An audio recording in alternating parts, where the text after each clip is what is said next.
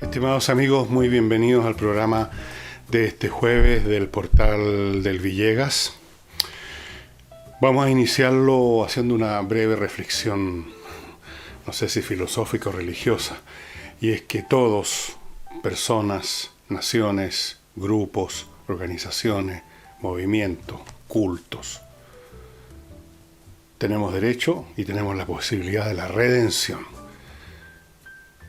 Ese acto o ese momento en el que los pecados o los agravios cometidos, las bajezas, los errores, todas esas cosas son condonadas, perdonadas y borradas por un acto que redime, ¿verdad? En eso consiste gran parte del atractivo de algunas religiones que permiten esa redención, en forma sostenida incluso. En el caso de la religión católica, basta con ir a confesarse.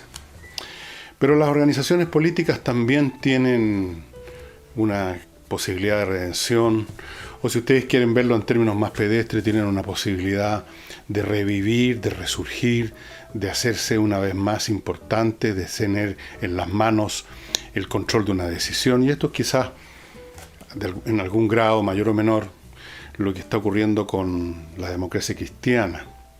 La democracia cristiana fue un movimiento que parte en los años 30 como una alternativa a la izquierda tradicional, que ya existía hacía rato, y una desviación o una alternativa también para la derecha tradicional que existía aún hacía más rato. Se llamaba la Falange en esa época, la democracia cristiana. Durante años, durante décadas de hecho, ese movimiento tuvo una existencia bastante teórica nada más, tenía muy pocos militantes, quienes concitaban la atención y el interés de los ciudadanos eran o los partidos tradicionales, el Partido Conservador, el Partido Liberal, o partidos que ahora ya no nos acordamos ni de los nombres, que surgieron en un momento dado y luego desaparecieron rápidamente, o desde luego el Partido Socialista, el Partido Radical, el Partido Comunista. Pero en los 60, específicamente en 1964, llegó la hora por la democracia cristiana. Por razones acumulativas y también por razones coyunturales, por la situación que se vivía en ese momento, cuando la derecha temió que Salvador Allende, que estaba haciendo su tercera intentona de llegar al poder, parecía poder ganar, porque un candidato en una elección local, en un pueblo chico, pero socialista, había ganado. Se dio la sensación que la izquierda se venía, que los tanques rusos se venían. De forma que la derecha decidió básicamente apoyar a Eduardo Frei Montalva, y Eduardo Frei Montalva, además, con su movimiento cautivó el interés de muchos jóvenes, la patria joven que llamaban en ese entonces, y acuñaron este término de revolución en libertad, es decir, que vamos a hacer cosas, vamos a cambiar este país como pretende la izquierda, pero lo vamos a hacer en libertad, la revolución en libertad. Y con ese concepto, con ese llamamiento, esa convocatoria, la democracia cristiana llegó al poder, y me acuerdo perfectamente casi de los números, con una votación un 50% superior a la de Salvador Allende. Llegó a algo así como 1.500.000, 1.600.000 votos, y la izquierda, Salvador Allende, obtuvo un poco menos de 1 millón. Eso fue. Luego coparon también el Congreso, y todo parecía indicar que la democracia cristiana iba a ser como el Reich de los 1000 años, que duró unos pocos años solamente. En este caso, la democracia cristiana duró mucho menos. Las fuerzas centrífugas que dominaban ese partido, entre los que querían más cambio, los que querían bastante menos, y otras situaciones, produjeron que la democracia cristiana se fuera fragmentando internamente durante el gobierno mismo de Eduardo Frei. A algunos les pareció poco lo que se hacía, a otros les parecía mucho. Ustedes recordarán, de ahí salió la izquierda cristiana, salió el MAPU, se fueron desprendiendo distintos movimientos que se fueron a lo que ahora llamamos radicalizando hacia la izquierda. Un buen número de estos caballeros que todavía respiran en la política nacional de ese sector fueron en su momento jóvenes glamorosos de esos fragmentos que salían de la ADC. Bueno, ya sabemos la historia, ¿no? Viene Salvador Allende, después viene el golpe militar, viene todo un proceso, luego viene la caída del régimen militar, porque eso fue una caída, y la Concertación accede al poder, y durante todos estos años, durante los años de la dictadura militar, y durante los años de la Concertación, la democracia cristiana fue perdiendo esa enorme afiliación que tenía. Porque un partido de centro siempre vive esa disminución de su caudal electoral cuando la situación misma, la situación objetiva de una sociedad se va hacia los extremos. Cuando las opciones son extremas, los partidos del medio no tienen nada que ofrecer.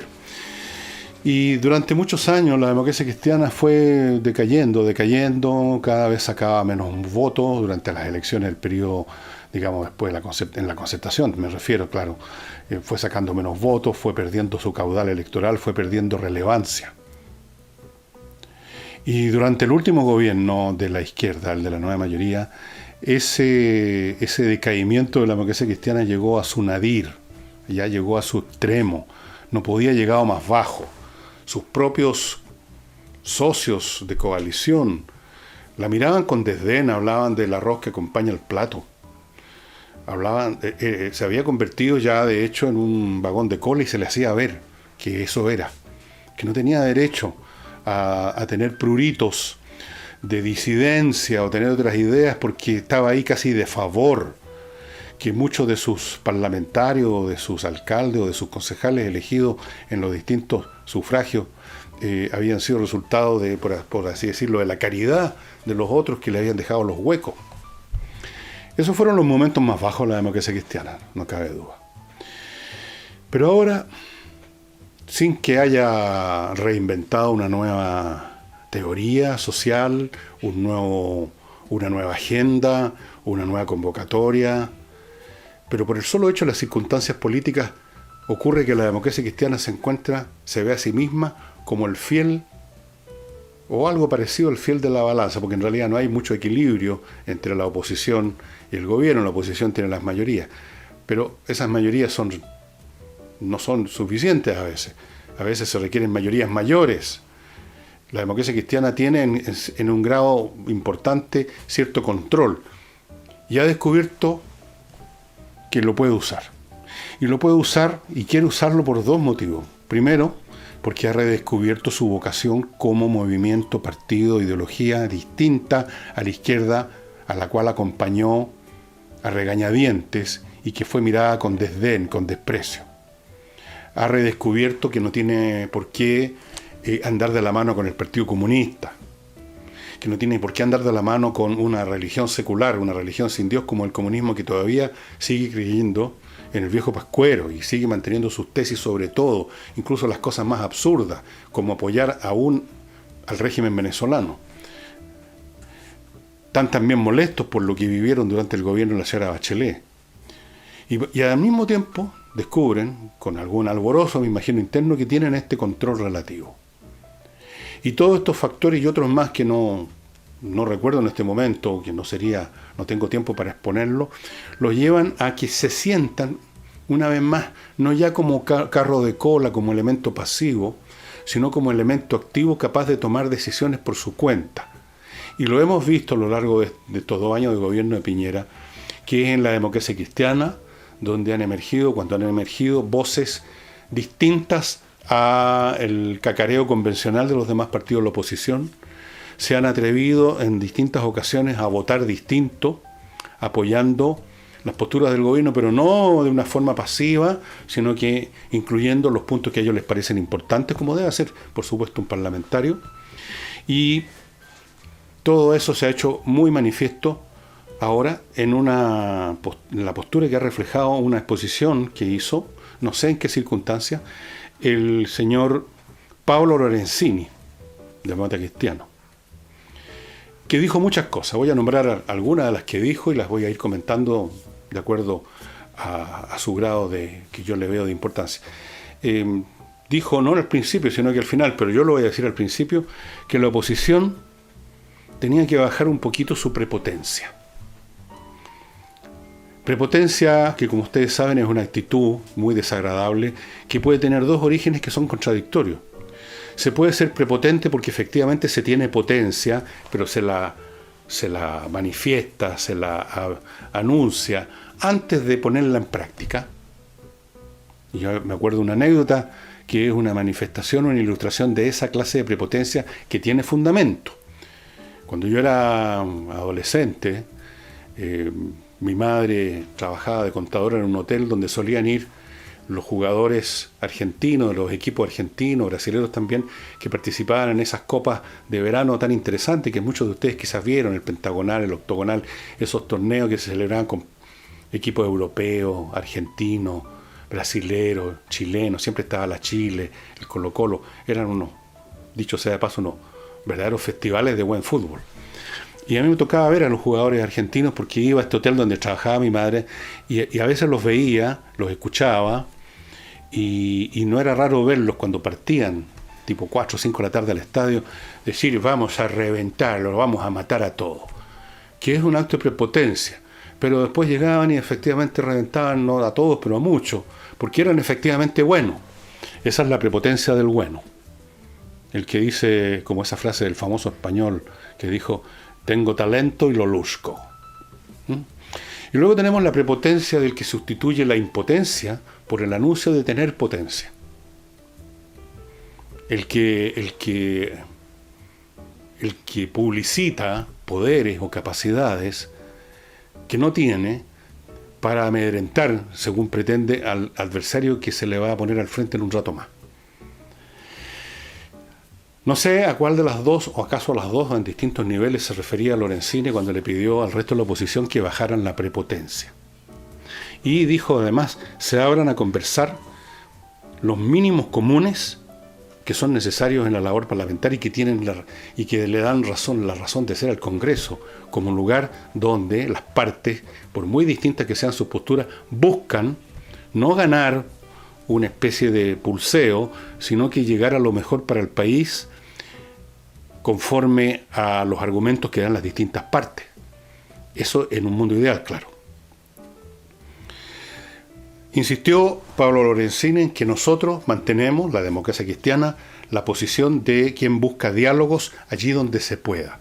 Busca diálogos y no simplemente monólogos.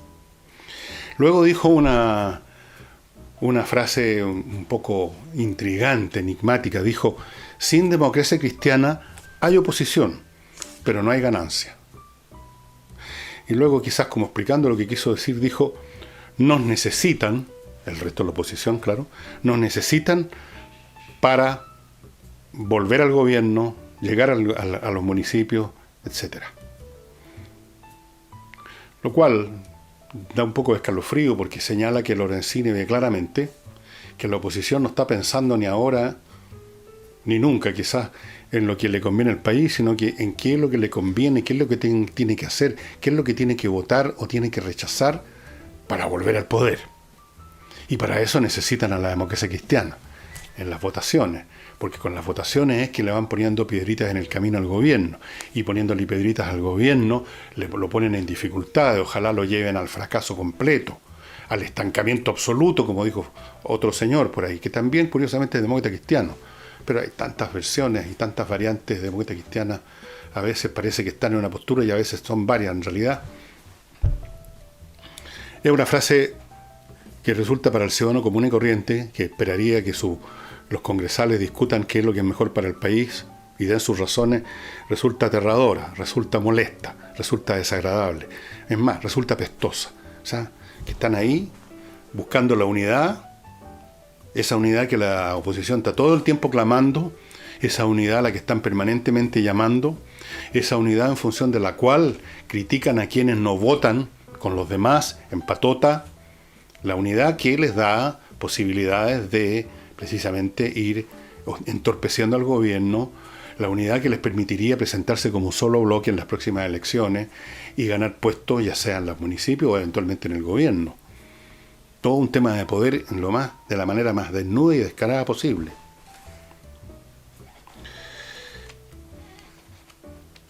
Luego hizo algunas reflexiones sobre qué es ser oposición. Dijo que nunca se conseguirá, aquí yo estoy citando forma textual, frases de Lorenzini, nunca se conseguirá que para ser oposición haya que acordar en todo. O sea, les recuerda al resto de la oposición, a socialistas, PPD, etcétera, que no porque ellos son oposición tienen que opinar siempre en patota, como una galería, como si fueran vitoriadoras de un equipo de básquetbol, como si fueran otra vez el carro de cola. No, señor, les dice Lorenzini. Y insistió que está disponible la democracia cristiana, o por lo menos los demócratas cristianos que piensan como él, para votar la reforma de pensiones, dadas ciertas condiciones que explica, que ustedes pueden ver en la prensa, y que me parecen bastante razonables, tienen que ver con aumentar el bono que daría el Estado a los que tienen menos pensiones, dar una especie de un extra permanente hasta el fin de sus vidas a los ancianos, una serie de cosas que son bastante razonables. Y por supuesto los parlamentarios están en el Parlamento, en el Congreso, exactamente para esto, para plantear sus puntos y hacer transacciones políticas que terminan en proyectos que acogen distintos puntos. En eso consiste la política de verdad, no la política del enfrentamiento, que es la no política disfrazada de política. Yo creo que esto es muy sumamente interesante.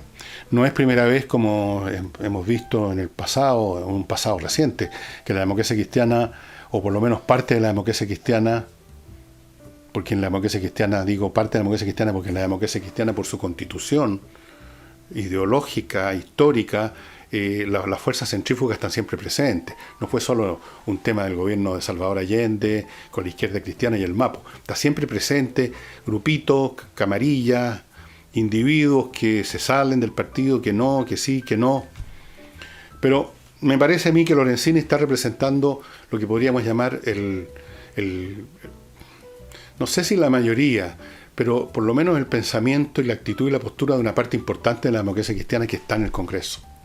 Y probablemente una parte importante de la democracia cristiana, y quizás la mayoría de los que están fuera del Congreso, es decir, de los militantes simpatizantes de C. En otras palabras, discutir, en primer lugar, las iniciativas del gobierno, porque se tienen que discutir, para eso están. Segundo, aceptar lo que les parece bueno para el país. Y tercero, no apatotarse simplemente porque eso es lo que le conviene a los demás, a los que los miraron a huevo durante el gobierno de la señora Bachelet. Me parecía súper importante hacer resaltar todo esto, y es lo que acabo de hacer. Y mi ejercicio diario. No, ya me sale, pero de una, como dicen. Detergente para la ropa, excelente calidad, desarrollado en Chile. Su primera compra de este detergente le llega así, 10 litros. Cuando se le está acabando, usted llama y van a su casa y se lo vuelven a rellenar. Le evita un montón de plástico al medio ambiente, porque esto lo va a seguir usando por mucho tiempo, por todo el tiempo. El producto es biodegradable, así que además de no botar plástico al medio ambiente, no está echando sustancias que sean tóxicas. Está en Santiago, está en Viña, está en Valparaíso, está en Osorno, está creo que ya en Arica, está en distintas partes. Pregunte usted al teléfono de acá si quiere ordenar, y si sí atiende su ciudad, como probablemente ocurra, usted indíquele simplemente: señores y señoras, esta dirección que le estoy dando de mi casa corresponde a tal ciudad. Y desde ese teléfono, que es la central de esta empresa, la O-Club, van a ordenar a los distribuidores que le lleven este tanque. Nada más fácil, nada más simple, excelente detergente. Yo lo estoy ocupando ya hace rato. Excelente. Y no, se me está olvidando lo más importante a esta hora de la noche en que hago este programa. Yo soy devoto de Santa Rita, Santa Elena, todas las santas de ese tipo. Y también soy ahora devoto de esta viña, la viña personalizada, que produce un vino francamente estupendo, realmente exquisito, y que usted personaliza en el sentido de que, si lo desea, puede diseñar, hacer que la empresa le produzca el vino con etiquetas, con texto, con monos, a su gusto, que usted les manda en un adjunto por el correo con el cual se ha puesto en contacto con ellos para hacer su orden. Usted le dice, mira, aquí les mando el mono, este es el texto que quiero que salga en el membrete adelante, este es el que quiero que salga atrás. Liz Taylor.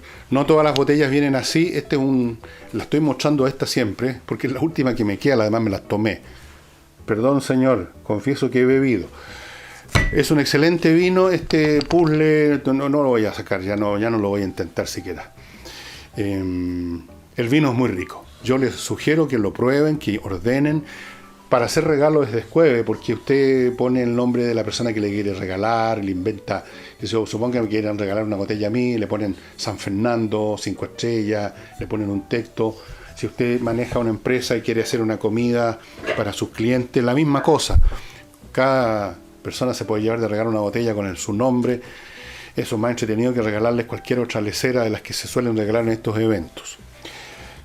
Así es que ya saben, vino personalizado, ahí están los datos, estimados amigos, llamen, pónganse en contacto y ordenen este exquisito vino que es perfectamente alcanzable desde el punto de vista financiero. No crean que esto es como comprar una botella de champán que está en el Titanic, no, totalmente accesible. Les cuento además de Hey. ¿Qué más les puedo decir de Hey? Ya se los he dicho todo. Que es rápido para vender, que es eficiente para encontrar un arrendatario que no le destruya la casa y que le pague, y que es excelente administrador. Si usted tiene muchas propiedades y ya se latió de estar usted administrando y yendo a cobrar, póngase en manos de Hey. Ahí está su sitio en Instagram, donde usted puede ver en la dirección Instagram, por supuesto, las cosas que tiene en este momento. Ahí tiene cosas muy bonitas para que usted las vea si es que usted quiere no vender, sino comprar una propiedad. Les recuerdo además a Controller. Este es un recuerdo muy importante para los señores empresarios, que a veces se les olvida que en su empresa están para producir un producto o un servicio y no para estar todo el día preocupados de cuál va a ser el próximo descalabro en la sección administrativa. ¿Qué nueva crema va a quedarme ahí con el pago de impuestos o con la contabilidad o con las cotizaciones o con la auditoría o con lo que sea? Siempre hay problemas ahí, póngase en manos de Controller. Es una empresa que se creó, la crearon contadores auditores de vasta experiencia en empresas internacionales para que ellos se hagan cargo de esa administración en distintos grados. Usted puede simplemente pedirles una asesoría momentánea, usted puede pedirles que se hagan cargo de más. Hay muchos grados, pueden ser empresas medianas, pequeñas o grandes. Todo es posible. Póngase en contacto, ahí está el teléfono. Y el último recuerdo que les hago, siempre es el último, la caja que vende el espacioajedrez.com, que es mucho más que lo que viene adentro, que es un tablero de ajedrez, piezas de ajedrez y la licencia para entrar completamente al espacio ajedrez y ver los cursos y otras cosas que tiene el creador de este sitio. No, señor, es mucho más. Aquí puede estar, y de hecho en muchos casos está, el futuro del niño al cual le regale esto. Todas esas virtudes, porque son virtudes, las ayuda a desarrollar el ajedrez, tal como usted ayuda a desarrollar su salud y su estado físico yendo a un gimnasio. Esto es ir al gimnasio de la mente, y por lo tanto, para un niño es el mejor regalo. Viene con este libro para enseñar a los que no saben nada. Es el mejor regalo que usted le puede hacer a un niño, el mejor regalo que se puede hacer a sí mismo, porque el ajedrez ayuda a mantener los poderes del intelecto. Es como ir al gimnasio. Y si usted compra esta caja, viene un documento adentro con el código para que la persona, el niño que reciba esto, pueda abrir entero este sitio con todos sus servicios, pero además le van a mandar 2 licencias extras por mail para que usted se pueda dar el gusto de sacar su tablero, sus piezas que tenía fondeadas y retomar esta excelente actividad que no solamente entretiene, sino que o forma o mantiene su mente funcionando sharp. Y continúo con. Bueno, a propósito de democracia cristiana, ustedes recordarán que David Silver, un congresal demócrata cristiano, había un trato, había un acuerdo para que él presidiera la Cámara de Diputados. Pero justo en ese momento llegaron mail a las computadoras de todos los congresales acusándolo de maltrato familiar. E inmediatamente, como ocurre en estos casos de este tipo de denuncias, inmediatamente, por miedo al que dirán, o sea, en otras palabras, por cobardía, lo dejaron caer. Ya no tuvo que dar un paso al lado, como dicen ahora. No pudo ser presidente de la Cámara de Diputados. Y además, y eso no tiene importancia, quedó manchado por largo rato. Pero él pidió que se hiciera una investigación y la PDI investigó. Y finalmente se llegó a descubrir que todos esos mails que parecían provenir de multitudes de damas enfurecidas que habían descubierto estos maltratos familiares eran resultado de la iniciativa de una persona que desde su celular multiplicó esos mails. El celular perteneciente a una asesora del diputado Alinco. Bien, o sea, ahora sabemos que no había tal situación como se había denunciado. Pero el daño ya está hecho. El daño que le han hecho a tantas personas, estas acusaciones, haciendo uso y aprovechando en forma oportunista, maliciosa, del clima que existe hoy en día en todas las materias relacionadas con la relación entre hombres y mujeres. Entonces, cualquier acusación, cualquier denuncia, cualquier investigación sobre el acoso de fulano o el maltrato del de otro, o como lo llaman también, ¿cómo de qué me dijeron a mí que yo era especialmente, bueno, no me acuerdo la palabra en este momento, no cuesta nada, se dispara la bala de caca y todo el mundo acepta de inmediato esto porque es la onda y todo el mundo reacciona. Y después cuando se va aquilatando la sustancia del asunto, cuando se descubre que no había tal cosa, que todas las acusaciones o todas las investigaciones eran una estupidez, ya es tarde. La persona perdió, este señor Silver, parte de su reputación por largo tiempo. ¿Cómo le habrá pasado? Perdió su puesto como presidente de la Cámara, que es una ambición legítima de cualquier diputado o cualquier senador. Otros han perdido sus pegas en 5 minutos. Otros han perdido más que eso, otros han perdido la vida porque se han suicidado, conozco casos. Y este es el resultado de este clima al borde de la histeria muchas veces, y que en todo caso es usado maliciosamente por gente que quiere hacer daño a terceros. Simplemente se le entregó esta pistola cargada a mucha gente mala, a mucha gente resentida, a muchos envidiosos, a muchos chantas, y la usan. Y es tan fácil usarlo. Usted dispara, es como el Exocet, lo dispara y se olvida, no tiene ni un problema. Solo el proyectil va a hacer daño. Y como le digo, esto está amparado por la cobardía de quienes, por miedo a que no los vayan a acusar a ellos de ser cómplices del monstruo que le pegaba a la mujer, del monstruo que le piraba el poto a las mujeres, del monstruo que hacía esto y lo demás allá. También acusaron hace poco a Plácido Domingo, un cantante de gran fama, un tipo de gran talento, y llegaron una fulana que no las conocen y su mamá, lo acusaron de todo. Afortunadamente esa arma está resultando cada vez menos. A Plácido Domingo lo aplaudieron de pie en la ópera de Viena, en Austria. Pero en fin, estos climas lamentablemente, por mucho que en muchos sentidos tengan elementos positivos porque generan cambios culturales importantes, lamentablemente al mismo tiempo entregan un arma a la gente maliciosa, a la gente penca que desea destruir a otros. Un arma más, pues.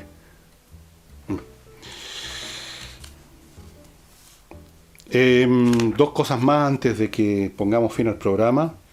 Una, permítanme antes de terminar leer, ayer no lo hice me parece, un trocito, pequeñito también, a uno de los personajes que entrevisto en mi libro Grandes Invitados. Y este personaje, ahí está el dibujo estupendo de Pablo Vázquez, es nuestro Señor Jesucristo.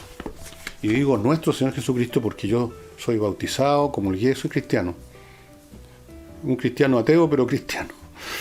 Y empieza este tema con Jesús, que trata del sacrificio, con el Salmo 23, que es una de las cosas más hermosas que yo he encontrado en la Biblia, y que aunque ustedes no lo crean, yo conozco también la Biblia. Dice este salmo así: el Señor es mi pastor, nada me ha de faltar. En verdes praderas me hace descansar, a aguas tranquilas me conduce, me da nuevas fuerzas y me lleva por caminos rectos, haciendo honor a su nombre. Aunque pase por el más oscuro de los valles, no temeré peligro alguno, porque tú, Señor, estás conmigo. Tu vara y tu bastón me inspiran confianza. Me has preparado un banquete ante los ojos de mis enemigos. Has vertido perfume en mi cabeza y has llenado mi copa a rebosar. Tu bondad y tu amor me acompañan a lo largo de mis días, y en tu casa, oh Señor, por siempre viviré. Y luego continúo diciendo, el pastor a quien se refiere este bellísimo salmo, el cual tiene la misteriosa e hipnótica capacidad de brindar sosiego aún al no creyente, es el Dios del pueblo de Israel. Pero para los cristianos que a fin de cuentas adoran el mismo Dios, pues Dios, de existir, es uno solo, pueden perfectamente cantarlo haciendo referencia a Jesús, quien agrega a las cualidades divinas estándar el hecho de que se encarnó, sufrió y murió para redención de nuestros pecados, o al menos de los que habían hasta ese momento. Desde la fecha de su calvario hasta el presente se han acumulado muchos más, y es de suponerse que el sacrificio de Jesús en la cruz solo tuvo un efecto retroactivo. Y bueno, Kazantzakis, que fue un gran escritor que escribió ese libro, La Última Tentación, aparece aquí como entrevistando a este Jesús, que es un Jesús distinto, que no fue crucificado, que fue solamente torturado, después le dieron una pega en una provincia del Imperio Romano. Hay una serie de cosas sobre la relación entre sacrificio y el amor. Es uno de los temas que más me gustan. Y dicho sea de paso, les cuento como anécdota de un tema que yo he hablado muy poco, nada casi, respecto a cómo pasé esos días cuando me estaban zapateando en todos los medios y todos mis enemigos y supuestos amigos se sumaron pasiva o activamente. Y en algún momento yo leí este Salmo 23 y créanme que yo, que no soy creyente, o por lo menos no soy creyente en el sentido clásico del término, me dio sosiego. Eso de que algún día me iban a brindar un banquete ante los ojos de mis enemigos. Y ustedes en cierto sentido me lo están brindando, con su apoyo, con sus visitas al canal. Dicho eso, vuelvo a los temas. Dos temas internacionales y uno más bien casi nacional. Piñera, como ustedes saben, hizo un viaje que no fue anunciado, una pasada más bien por Brasil, por Brasilia y Asunción, Paraguay, para ver el tema de cómo coordinar la entrega de ayuda, cómo en el fondo, cómo persuadir a Bolsonaro de recibir las ayudas necesarias para combatir los incendios, de los cuales, no lo dijo Piñera, lo digo yo, y lo dicen muchos, él es parcialmente responsable, no porque haya ido a prender un fósforo, sino por su postura, por sus dichos, y quizás también por sus hechos, porque es un hecho no dejar que entre ayuda. Así es que el viaje de Piñera puede haber sido bastante beneficioso, puede salir algo bueno de eso. Entiendo que finalmente el gobierno de Bolsonaro va a recibir, aunque sea regañadientes, apoyos, por lo menos va a recibir el de Chile, que creo que va a poner al menos uno, dos o más aviones de combate contra incendios al servicio de Brasil. Fue una diplomacia que algunos le van a criticar por no haberla anunciado antes, porque nos falta siempre algún elemento por el cual criticar a Piñera, y yo creo que una diplomacia efectiva. O sea, Piñera, que podía haber quedado colgando la brocha, ha sido eficaz como, no sé, como broker, llamémoslo así, entre las naciones que desean ayudar a Brasil y la negativa porfiada, obtusa, diría yo, de Bolsonaro, ese orgullo patriótico que nadie le ha pedido que tenga, ese honor nacional que suele ser que no sé lo que es el honor nacional, la verdad. Yo creo que no existe el honor nacional. Yo creo que existe el honor de las personas. En fin, así es que buena gestión, yo la apruebo, la apoyo. Con eso está al otro lado Piñera. Y otra noticia internacional, lamentablemente Argentina sigue desplomándose, esto parece no tener remedio. Se fue nuevamente abajo el crédito de Argentina, o sea, su credibilidad ante las finanzas internacionales se ha desplomado más y más. Es decir, va a ser más difícil que Argentina obtenga dinero, capitales, préstamos, lo que sea. Porque, como dijo alguien, en Argentina, el señor Fernández está prendiéndole fuego a todo. Que la culpa de todo es del FMI, que la culpa de todo es de Macri, que la culpa de todo es del capitalista, que la culpa de todo es de los explotadores y la cacha a la espalda. El discurso habitual del cojo echándole la culpa al empedrado por los defectos, por los errores, por todo eso, de Argentina entera. ¿Para qué estamos con cosas? Si los gobiernos no son puestos, no llegan en un platillo volador, son elegidos, son mantenidos, hago exclusión de los gobiernos militares, los demás gobiernos son elegidos, la votación de los Fernández la hizo el pueblo argentino, y bueno, ahí se están comprando su problema, y ya no sé qué más cabe decir de Argentina. En cuanto al Reino Unido, ustedes recuerdan que hablamos bastante en un momento dado de lo que iba a pasar con estas votaciones, con el Brexit, y en algún momento dijimos que la lógica, la fuerza de las cosas podía llevar al Reino Unido a que finalmente se mantuviera en Europa, pero no fue así. La fuerza de las cosas aparentemente no era tan fuerte, y ahora tenemos al señor Boris Johnson de primer ministro, que lo único que quiere es sacar al Reino Unido de Europa, y no solamente, como él dice, para cumplir con un mandato del pueblo británico, sino porque él, como muchos otros del pueblo británico, tiene problemas con la Unión Europea. Se han pasado una serie de películas, o hay ahí el funcionamiento de ciertos reflejos condicionados británicos de larga data respecto a sus sospechas frente a la Europa continental, a su prurito de independencia, de aislacionismo, la splendid isolation, como decían en la época de la Reina Victoria. No sé cuántos factores hay, pero el hecho es que Boris Johnson ahora, para impedir que pudiera haber alguna acción legislativa, parlamentaria, que le pudiera poner algún obstáculo a la salida, suspendió el Parlamento. Esto es un acto constitucional. El Parlamento sesiona en Gran Bretaña un año más o menos, luego hay una interrupción, una especie de vacaciones, y luego se reinicia, después que en ese intervalo de suspensión el primer ministro ha presentado nuevos proyectos para su discusión. Entonces, el hecho es, ¿para qué vamos a entrar en los intrincados elementos de la Constitución, o más bien dicho, de la no Constitución, de la ley, de las leyes tradicionales, del funcionamiento de la política, de las instituciones británicas? El hecho es que Boris Johnson se las ha arreglado para darle mucho menos tiempo al Parlamento británico para que lleguen a alguna resolución, para que inventen algún proyecto que sea votado en el sentido de que el Reino Unido no pueda salirse de Europa sin un arreglo. Mientras Johnson está dispuesto a salirse con o sin arreglo, y probablemente le gustaría hacerlo sin arreglo, sin un deal, sin un tratado. Tampoco van a tener tiempo para un voto o van a tener demasiado poco tiempo para un voto de desconfianza, para votar un nuevo primer ministro. Todo eso toma tiempo, y generar las condiciones políticas para pedirle quizás a Europa una nueva demora y volver a la casilla inicial. Todo eso se hace mucho más dificultoso. Y esto es una lección de cómo decisiones políticas mal pensadas con el paso del tiempo, como las decisiones mal pensadas en cualquier orden de cosas, con el paso del tiempo son como un cáncer que crece y va envenenando y va produciendo males y males. Todo esto partió, estimados amigos, cuando un primer ministro británico, hace ya varios años, por una razón puramente política, decidió que el pueblo británico votara si seguían o no seguían en la Unión Europea. Y considerando el estado de ánimo de una parte importante, no enormemente mayoritaria, pero importante, de Gran Bretaña, derivada de muchos factores, derivada de la inmigración, derivada de esta desconfianza perenne y desprecio muchas veces hacia el continente, especialmente hacia Francia. Eso está desde la época de la Guerra de los 100 años.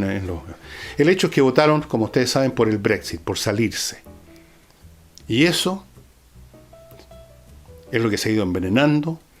Ustedes recuerdan que no ha habido posibilidades de llegar no se pudo llegar con la primera ministra May a votar favorablemente una salida con un acuerdo que más o menos mantenía la estantería en pie. La señora May se tuvo que ir, llegó Johnson, y ahora tenemos esta nueva situación. Y así, un error cometido, porque es un error tratar de resolver un tema político pasándole una pistola cargada a un niño. Eso es lo que hizo ese primer ministro.